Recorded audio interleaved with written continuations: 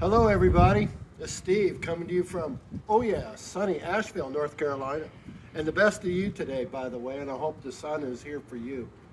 It's all in the light, isn't it? Hey, this is an intro on our lesson we got coming up, our package, our comprehensive, all-inclusive program that we've got coming up. And what I really want to do is introduce you to this idea of why did we choose. Look at the brilliance in that, by the way. It's just stunning. Let me get out of that sun.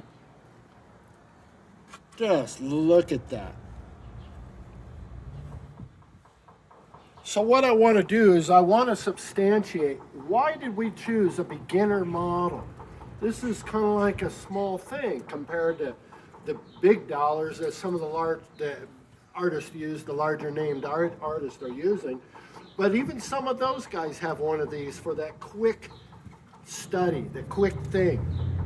Well, the reason that we're choosing this and our tools and our program is based on the product of hisglassworks.com. And what we'd like to do is substantiate why did I choose this model to get in. First, it's portability. Unquestionably, at 110 volts, if you've got a card table, coffee table, you could see yourself perhaps out on the deck, overlooking the backyard, the kids playing, the dogs wrestling, the trees, the deer, whatever it happens to be. You're out breathing good, clean air and what have you. This model, because it's portable and so lightweight, but yet with a motor strong enough to do this very piece, this is practicality that you cannot argue with. Perhaps some of you folks have a larger lap wheel that you've been using in your rock hound work, but this is set up for glass with magnetic disc. And we chose these discs specifically for our program based on their Frit numbers. This is 60, for instance. So we've chose these, carefully selected this for the 7-disc program. Another thing about this model is you could take it on the road. Perhaps you've got some office time, you've got some downtime, you're going out of town for the weekend. What a beautiful thing to bring with you. All you need is this much room, a double table that you're going to get at Office Max type of environment, or you can see yourself on the back deck with this. 48-inch board by it's 30 inches wide. That's all the top you're going to need for this whole process. This is all one piece, movable, that we've designed. So your whole shop is right here. What a beautiful operation. You could easily take this, put it in your car, and take it with you on the road if you're in a hotel. What if you're one of those people that love that you're on an RV caravan like a lot of folks are doing?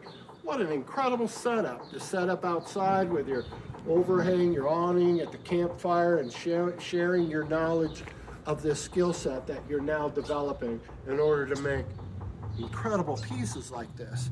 By the way, there was no saw in making this piece. That's because of the way I designed these pieces and these cuts, giving you this type of ideology and this kind of thinking. You want your pieces set up. Why is my dichro all scratched? We will tell you why it's all scratched. You're not properly taking care of it. You don't lay your dichroic down. You don't have it in an environment where it's sliding and it's scuffing each other because a granule was caught in it. Let me tell you about the sensitivity to dichroic glass itself. Do you know how thick a human hair is? An average human hair is 70 microns, depending on what color and what culture. Plus or minus 70 microns. That's a human hair. The coating on this glass for standard coating of dichro is 18 microns. A micron is a millionth of an inch, of a meter. Can you imagine how thin this must be? So yes, that's what this fanaticism is about this little skinny coating of less than a human hair that's creating all this amazing beauty. Layers of this interwoven with other glass that we will be discussing and talking about in our program. and the delicacy of what to do and how to handle this to increase your odds by putting it in a box, and the proper etiquette about how you go about things. You want to be aware of, by the way, if you don't have alcohol, I'm hoping that every area you can get alcohol. It's a good thing to start looking for it. I've built up a little bit of a supply in the event that it comes and goes. Start getting you're going to use it for utilitarian purposes. Although in one area of the process, you might be utilizing it. So with this box here that represents various species of glass and dichroic, we want you to educate yourself as to how and why. This is a program that's based on information, smart data. You're going to be using two different kinds of pliers. These are nylon running pliers with the line upwards. You're going to score your glass, and you simply separate it with these. If you've got close proximity, you're going to use a pair of grazing pliers. For some folks, this will be the first time you're used to this, or holding one of these in your hand. This is a carbide cutter, and it has a rolling carbide head on it. Many of the stained glass people are already used to this, but most have never held a diamond cutter. No rolling part, just a fixed diamond electroplated, industrial electroplated diamond. Different natures, and yes, play two different roles. What do you know about cerium oxide and whiting compound? We have different applications that we advise as to what are you using each for. We will explain that in our comprehensive lesson plan that will be in writing, text form that you could put in your own folder, plus video support. So it's going to be a beautiful plan laid out with smart incremental thinking. You can call it breadcrumb mentality if you want to. With the incentive that this is your beginning model, and with a wave the carrot mentality based on XYZ, when do I get into my next model? We're going to explain that, the psychology behind that. You may always want to treat this professionally and may never want to graduate to some more expensive operation because of the how much diversity this represents by taking it over for family affairs, on the office, on the road, all these different events. You can't be lugging around a 250-pound lap wheel in your trunk of your car. So this is a beautiful operation.